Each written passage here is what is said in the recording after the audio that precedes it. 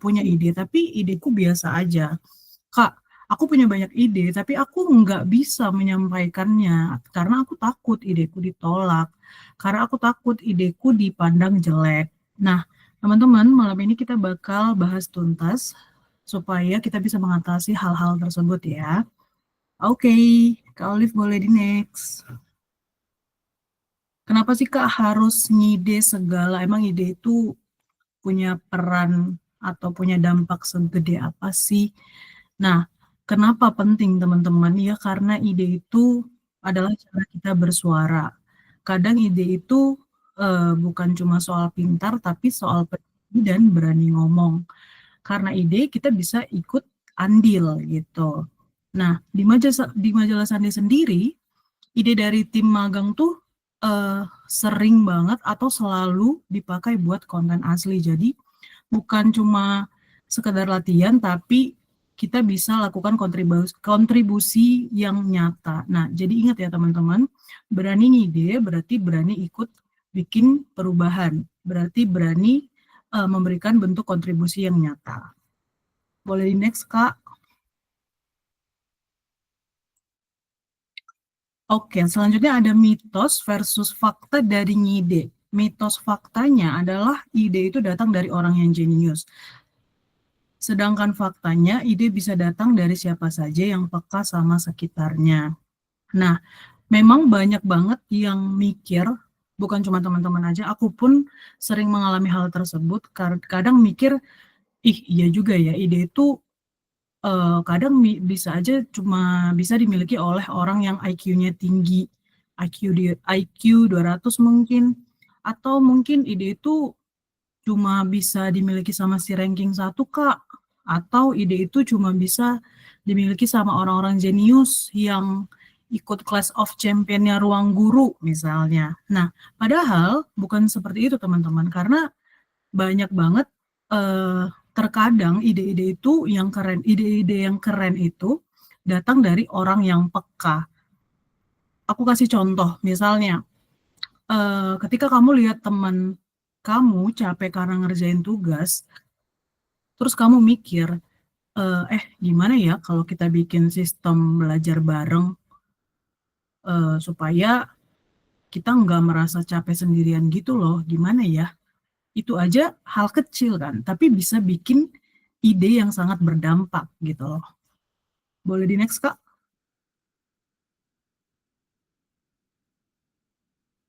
Nah, ngide itu ada rumusnya, teman-teman. Jadi, tidak seperti rumus matematika yang sangat sulit itu, ngide itu rumusnya gampang banget. Jadi ngide itu sama dengan peka ditambah berani ditambah mau dengerin. Ih, Kakak dapat dari mana rumusnya? Ide aku yang buat sendiri. Nah, misalnya teman-teman eh, mau buat ide nih, terus teman-teman udah peka kan, udah peka, tapi teman-teman nggak berani, nggak bisa teman-teman. Kenapa? Karena ketiganya ini harus saling saling connect, saling berhubungan. Ketika teman-teman peka doang, tapi nggak berani mengutarakan, idenya nggak tersampaikan kan. Atau ketika teman-teman udah peka, udah bisa bikin idenya, udah berani mengutarakan idenya, udah berani, Kak gini loh idenya, gini gini gini gini. Tapi teman-teman nggak mau dengerin feedbacknya, nggak mau dikritik, itu juga nggak bisa teman-teman. Ketika kita memberikan suatu ide, kita itu harus mau terima kritik dari mentor kita. Contohnya kan kalau di majalah Sunday, mentor kita kan Kak Ari dan Kak Olive, yang biasanya kalau teman-teman nanti untuk teman-teman yang baru bakal perhatiin, ketika Kak Olive dan Kak Ari memberikan tugas, biasanya ketika teman-teman udah menyelesaikan tugasnya, biasanya kita kabarin Kak Olive, Kak Ari, tugas aku di minggu ini yang ini udah selesai ya, tolong dicek. Kira-kira ada revisi atau ada yang perlu ditambahkan, tolong dikasih tahu ya. Nanti Kak Olive dan Kak Ari biasanya cek tugas kita itu udah sesuai kah atau sudah oke kah, pasti mereka akan kasih feedback. Nah, peka di sini itu lebih ke lihat masalah di sekitar. Kadang ide-ide itu kan bisa kita lihat dari sekitar kita gitu loh. Nah, berani ngomongin ide yang meski belum yakin. Ngomong aja dulu idenya, meski belum yakin dipakai, tapi kan bisa aja suatu saat dipakai atau di saat detik itu juga, ih, iya ya ide kamu kayaknya cocok deh kalau digabung sama yang ini, yang ini, yang ini. Nah, terus yang terakhir mau dengerin, buka telinga buat masukan. Itu yang aku bilang tadi.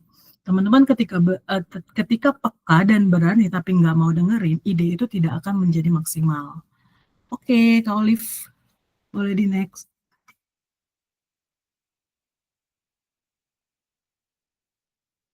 Brainstorming bukan ajang debat, benar. Tapi gimana Kak tipsnya?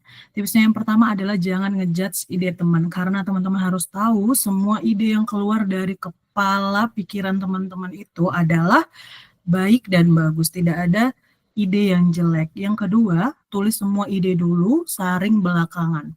Dan yang ketiga, bangun ide dari ide teman yang lain. Nah, nggak ada ide yang bodoh ya teman-teman, semuanya bisa ditampung dulu. Misalnya, idenya Kak Olive, misalnya Kak Olive punya ide mentahannya, tapi ide itu bisa jadi berkembang, bisa jadi keren ketika dikembangin bareng idenya Kak Ari atau idenya aku, bisa menghasilkan ide-ide yang keren. Nah, itu makanya ide-ide keren itu bisa terjadi, bisa muncul karena kita saling bangun ide dari ide-ide teman-teman yang lain. Makanya dibilang brainstorming itu bisa disebut juga sebagai bentuk kerjasama. Boleh di next, Kak?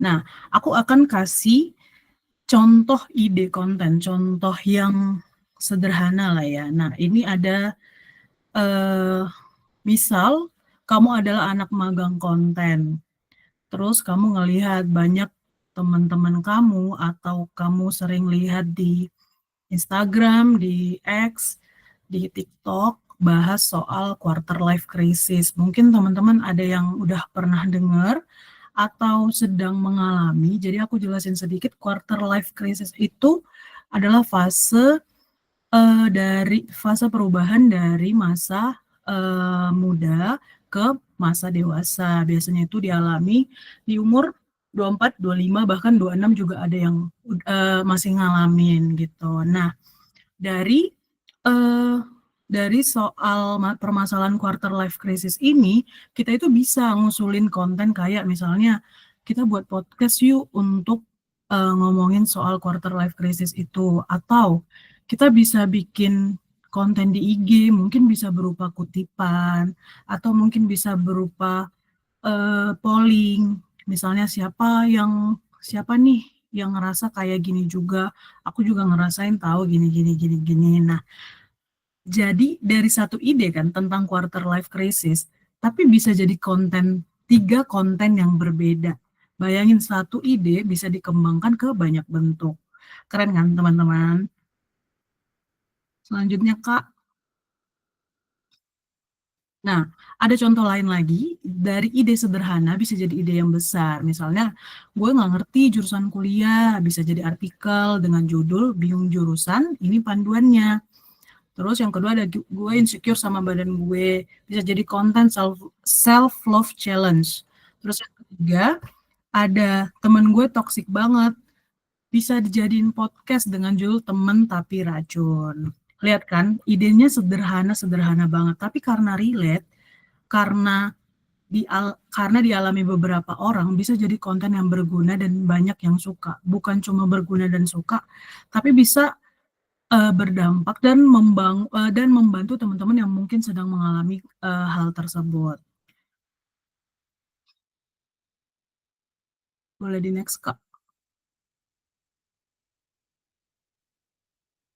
Nah, oh iya Kak, ngomong-ngomong soal ide. Ide itu gimana ya nyarinya gitu kan. Nah, ide itu kalau dari beberapa dari yang aku sering alami atau dari teman-temanku yang alami, biasanya ide itu bisa muncul begitu saja dari curhatan teman, dari pengalaman pribadi, dari tren sosial media, bisa dari scroll TikTok dan X, pasti teman-teman sudah nggak asing ya sama TikTok dan X, atau bahkan lihat komentar-komentar netizen, Terus bisa dari hal-hal kecil yang ngeselin. Terlihat sepele, tapi kadang hal-hal kayak gini tuh bisa jadi ide yang relate untuk kita buat. Oke, Kak, next. Nah, Kak, aku udah punya ide. Idenya bagus lagi, tapi aku nggak tahu ngomonginnya gimana. Aku takut ditolak. Nah, teman-teman, aku bakal kasih 4 hal penting untuk cara teman-teman untuk ngomongin dengan tepat. Nah, kalau dari yang aku perhatikan dan Kak Ari sampaikan juga kemarin tuh, mungkin ada beberapa hal yang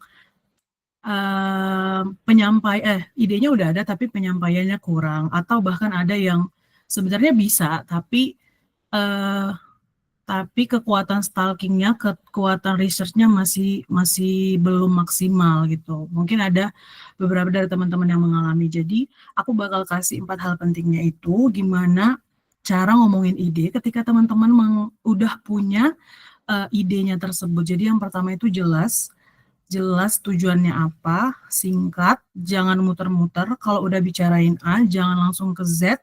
Udah bicarain Z, balik lagi ke A.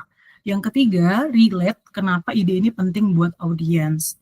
Dan yang keempat, siap dikritik. Tapi jangan baperan, karena percaya selama kita masih di mentoring ataupun tidak, kritik itu sangat penting. Dikritik itu sangat penting karena yang ngelihat diri kita itu bukan cuma diri kita sendiri, tapi orang lain. Nah, itulah sebabnya pentingnya kita dengerin kritik orang. Uh, dan aku juga berharap di majalah Sunday, aku percaya selalu diberikan kritik yang membangun dan tidak menjatuhkan. Oke?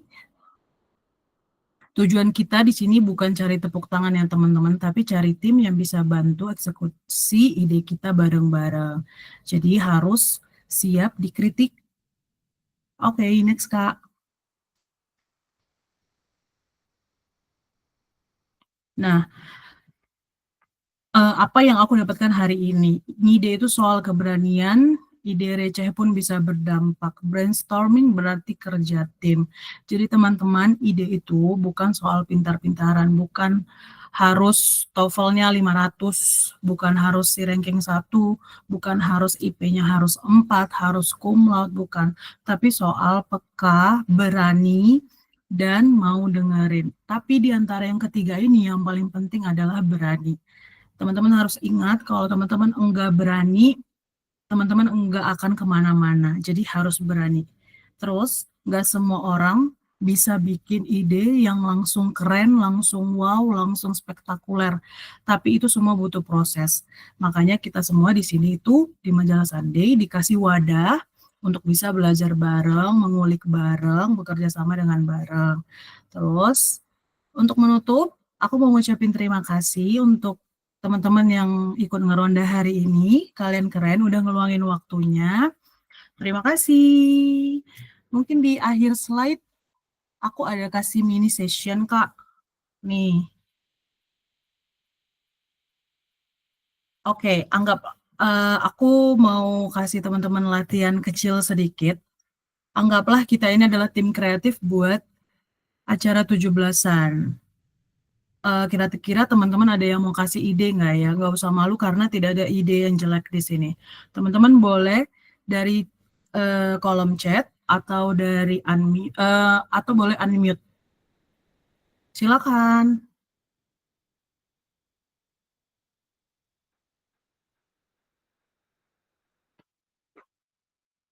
Nah, silakan ya, kalian bayangkan kalian nih. Kayaknya nggak harus membayangkan, karena setahu aku beberapa anak-anak di sini tuh ada yang ikut Karang Taruna. Terus lagi Wow, sibuk. keren sekali. Lomba cosplay jadi salah satu menteri. Atau Ruri, Resen. Silakan Ruri. Halo Kak, masuk ya? Oh, Masuk. Ruri ini cowok. Kalau dari Ruri pribadi punya ide sih dari 17 kegiatan 17-an, yaitu kegiatan kampanye. Karena kan kampanye ini kan mengajak lapisan masyarakat kan, seluruh stakeholder yang ada. Kita buat kampanye ini kecil aja, misalnya topiknya adalah perubahan. Nah, kata perubahan ini apa yang muncul dari anak muda gitu kan. Nah, perubahan apa yang harus dilakukan, digalakkan seperti itu. Mungkin dari hal-hal topik yang kecil itu bisa apa ya, anak-anak muda nih terpikir, contoh di sini ada 19 kepala.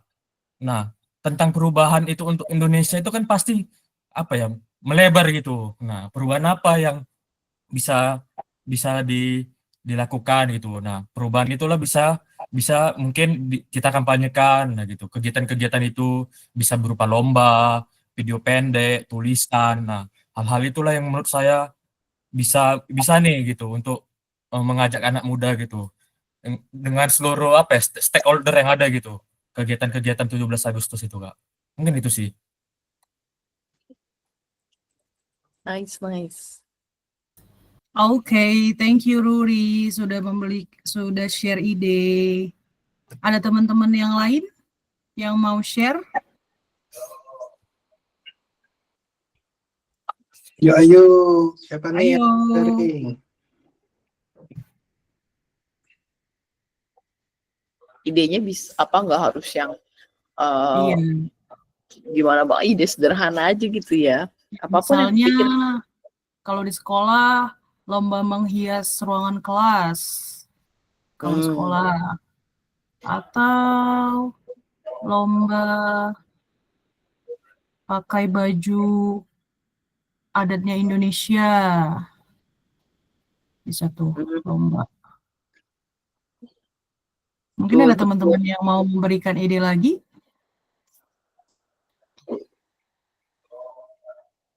Atau dari Kak Ari? Itu lomba cosplay, jadi salah satu menteri.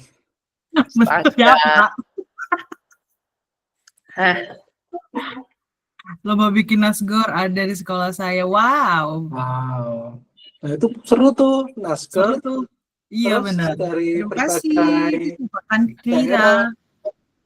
Dari berbagai daerah itu kan khas nasi gorengnya beda-beda tuh. Beda-beda. Iya betul Kak. Pasti gurunya nambah, iyalah.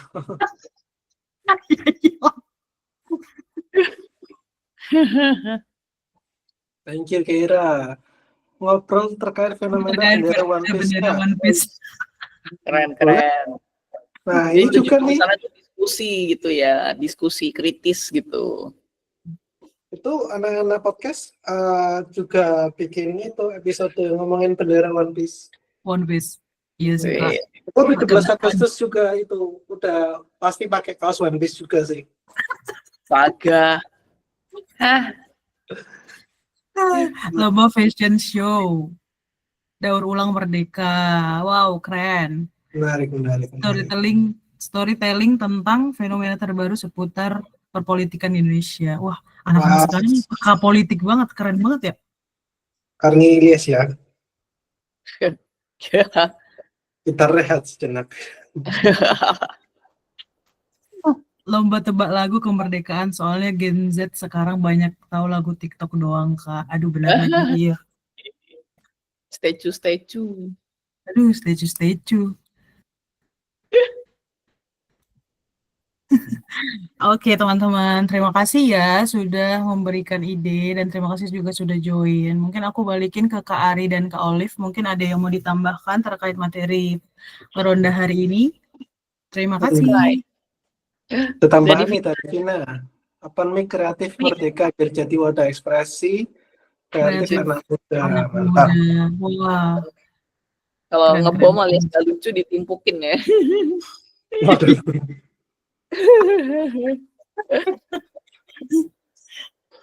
Nah, paling tambahan sedikit dari aku cuman ini aja, ketika kita sehari-hari itu dalam pekerjaan berkonten bareng di majalah Sunday itu pastinya ada ide yang diterima, ada ide yang ditolak gitu. Tapi mau nggak mau teman-teman harus ngasih ide dipaksa nih gitu, karena memang misalnya teman-teman megang konten IG, dapatnya konten IG setiap hari Kamis teri, berarti kalian akan di-challenge terus punya ide cerita horor menarik apa lagi nih gitu buat Kamis depan. Jadi tapi bukan berarti kalau lagi nggak ada ide terus kita kayak kita bully gitu, nggak juga. Maksudnya kita paham ada waktunya kalian tuh ideku kehabisan ya gitu. Nah itu pentingnya kita ngobrol, maksudnya daripada kalian diam-diam aja kayak ntar ada, tapi ternyata nggak ada gitu, mendingan kalian kasih tahu kita terus terang aku lagi nggak ada ide nih, nggak tahu kenapa ya gitu.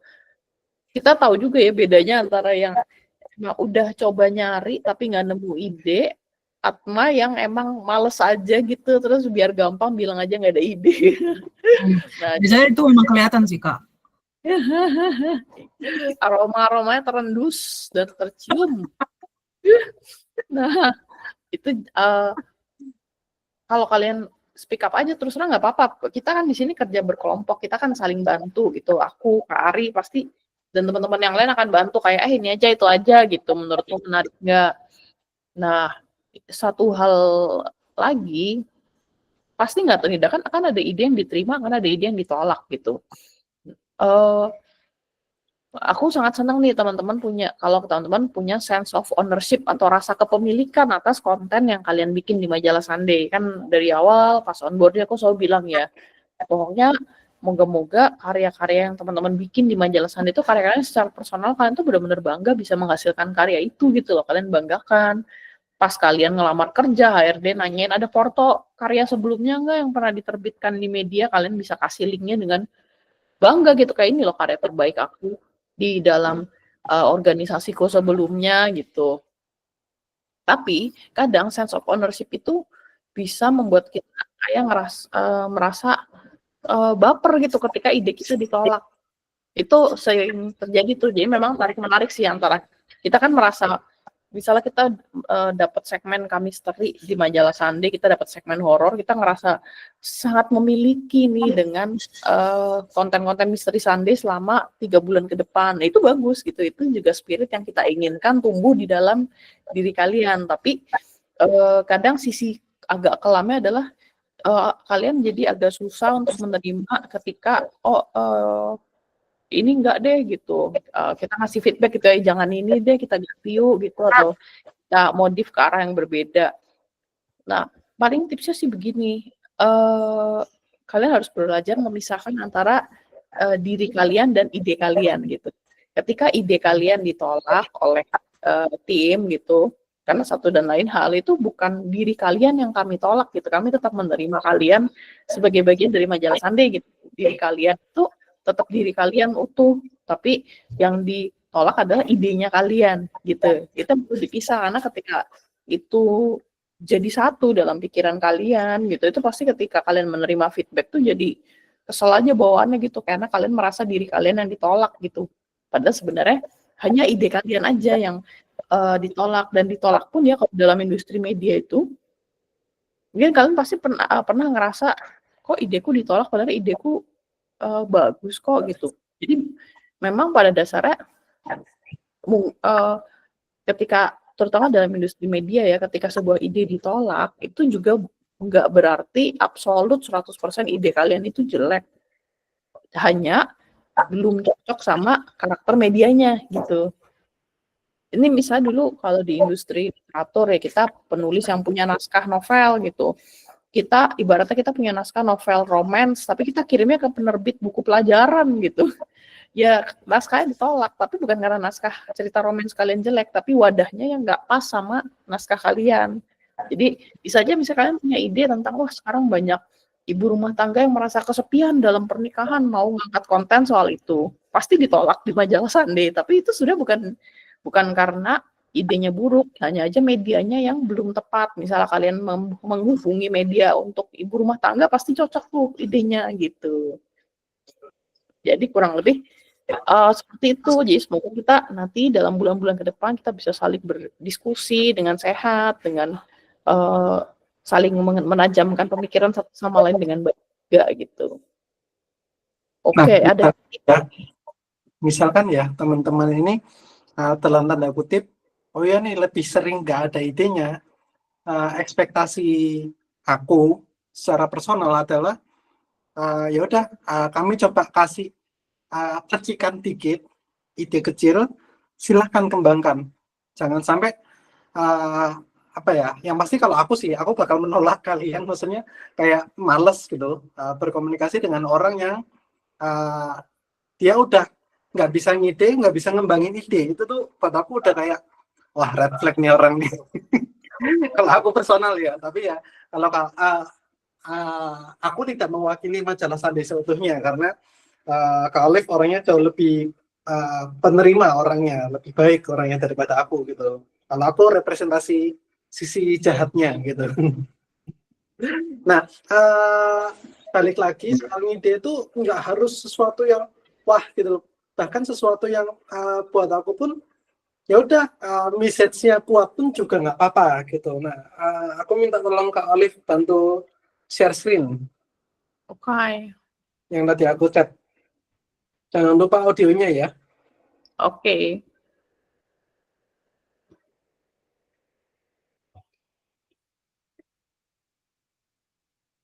Panas! Panas! AC Anda panas, kulkas panas, kamar panas, gaya teko panas. Jadi rusak, bocor, dan gak guna. Sekarang saatnya kalian ganti freon yang lebih cool, fresh, dan ramah lingkungan dengan Refrigerant E-Freeze. Satu-satunya refrigerant dengan bodi anti bocor, awet, dan aman digunakan untuk seluruh pendingin seperti AC rumah, mall, kulkas, chiller, sampai freezer. Ribuan orang sudah merasakan coolnya Refrigerant E-Freeze. Satu-satunya refrigeran di Indonesia yang go green, bisa awet sampai 7 turunan. Oh my god! Beli sekarang di coolio.id. Di mana? coolio.id. Yuk cek sekarang di coolio.id. Oke, thank you Kak. Stop share. Nah, ini tuh salah satu penulisannya dulu aku yang bikin ketika aku kerja di agensi.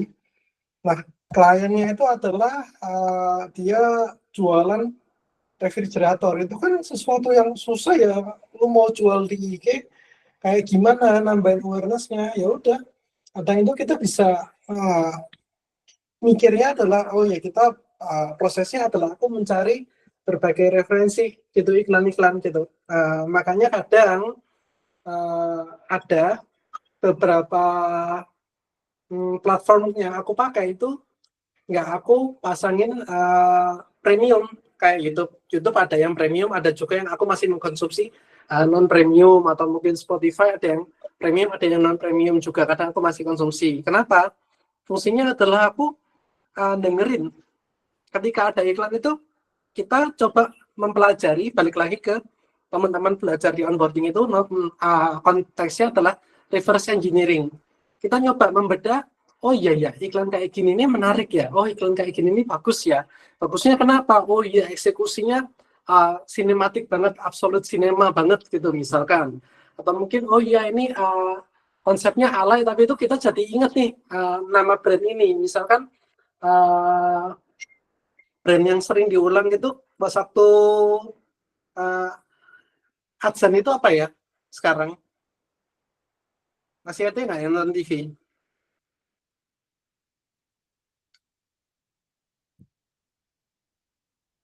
Kalau dulu sih mungkin ya zaman aku mungkin Oscar dan SP atau mungkin apa ya Kak Olive ya? Yang pas waktu Adsen maghrib gitu kan biasanya RCTI itu dia itu nggak pasang Adsen malah masang iklan. Apa ya Kak Olive ya? Apa ya, lupa aku. Ya, antara mungkin Oskadon atau mungkin Cap Kaki 3 atau mungkin yang paling parah itu Tori cheese cracker. Oh, astaga, ingat lagi. Ingat ya. Nah, itu kan alay ya. Tapi kita tuh jadi kayak inget gitu loh. Nah, kayak gitu tuh aku coba membedah, oh iya ya, secara konteks tuh kita tuh bisa loh diingat itu antara membuat sebuah iklan yang apa ya, cost value-nya itu bagus banget, budgetnya tinggi banget, atau ya udah sekalian dinorakin. Nah, konsep berpikir itu ya kita dapetin lewat banyak nonton iklan kayak gitu. Banyak nonton iklan, terus ya udah dari iklan itu kita bedah gitu. Oh iya ya, yang pasti penyebutan nama brand 3 kali itu tuh ngefek. Gitu. Kayak kita ke bioskop pasti lebih sekarang ini lebih banyak mie sedap, dan mie sedap itu iklannya pun seingat aku ya terakhir kali nonton itu sore ya terakhir itu mie sedap itu dibikin 3 versi gitu loh, tapi dia sering banget mengucapkan kata mie sedap gitu, mie sedap rasa apa, mie sedap rasa apa gitu. Nah itu konsepnya supaya brainwash, seperti itu konsepnya. Terus terkait eksekusinya ya udah dibikin jelek aja gitu, nggak apa-apa gitu, yang penting orang jadi ingat brand kita apa gitu. Perihal kita komen-komennya kalau Kak Alif boleh share screen, tapi yang komennya aja Kak, audionya nggak usah. Oh, oke.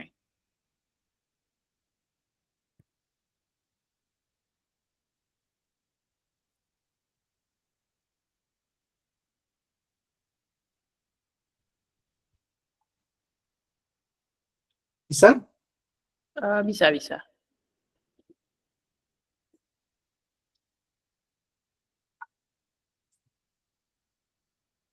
Nah kita cek kolom komentarnya.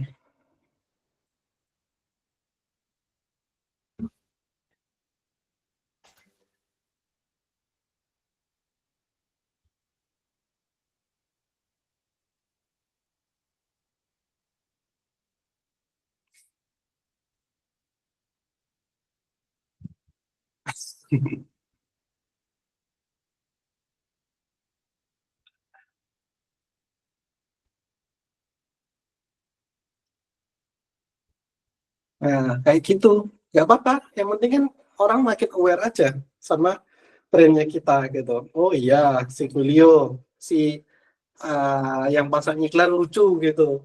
Atau Tori Cheese Cracker yang bikin iklan joget-joget alay gitu. Ya, it's okay. Tapi kan pada akhirnya mungkin orang bakal nyoba. Oh iya, ternyata makan Tori Cheese Cracker itu lumayan enak, lumayan nggak enak. Tapi seenggaknya orang dari zero experience mau nyoba, first experience untuk nyoba pakai produk ini, seperti itu. Itu sih proses ketika kita mencari ide.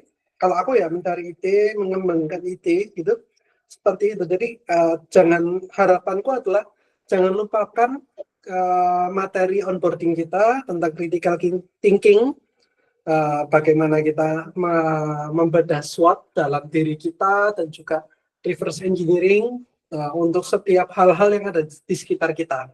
Seperti itu sih.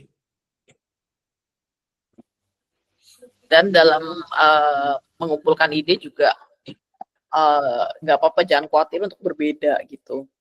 Kadang-kadang perbedaan itu perlu, itu akan membuat orang diingat. Kayak tadi itu, kok beda ya orang kalau jualan barang, apalagi yang sifatnya elektronik agak serius nih pendekatannya gitu. Ini hal serupa pernah kita lakukan juga ketika kita bikin campaign untuk kampus UKI. Kan biasanya kalau kalian perhatiin iklan-iklan kampus tuh menampilkan mahasiswa-mahasiswa yang mukanya tuh muka orang pinter nih gitu, muka orang teladan lah. Nah, karena waktu kita berpikir, wah udah mepet nih waktunya gitu. Kayak gimana ya cara dalam waktu pendaftaran mahasiswa baru yang mepet, itu kita bisa kayak ngasih orang tuh jadi kayak notice ada loh yang namanya kampus UKI gitu, dan ini tuh bisa jadi opsi kamu, opsi menarik untuk mau kuliah. Ya udah, kita nggak pakai nih muka orang-orang pintar ini gitu, atau kita nggak cari mahasiswanya yang mana nih yang ganteng dan cantik buat ditaruh di poster gitu, karena itu udah banyak buat dilakukan oleh sekolah maupun institusi pendidikan lain. Akhirnya kita pakai kucing, kita pakai meme kucing yang lagi terkenal itulah gitu. Terus dia langsung aja, kita juga kita udah sadar ini tuh waktunya udah mepet loh waktu pendaftarannya. Langsung aja tuh the point ke benefitnya gitu. Terus dari depan sampai belakang ya udah kita pakai meme kucing terus gitu. Jadi itu tuh kayak bikin iklannya tuh cukup dinotis gitu, cukup dinotis sama orang-orang, karena kayak apaan nih kampus kok ngiklan pakai kucing gitu. Tapi ya kadang-kadang itu perlu gitu. Toh itu juga ini bukan sesuatu yang kayak melanggar norma-norma atau kayak menjatuhkan brand kampusnya. Itu justru menunjukkan kalau kampusnya tuh masih relevan dengan culture saat ini gitu. Jadi jangan takut untuk berbeda gitu idenya. Justru kadang kita ada waktu-waktu kita harus belok membedakan kita dari yang sudah mainstream gitu.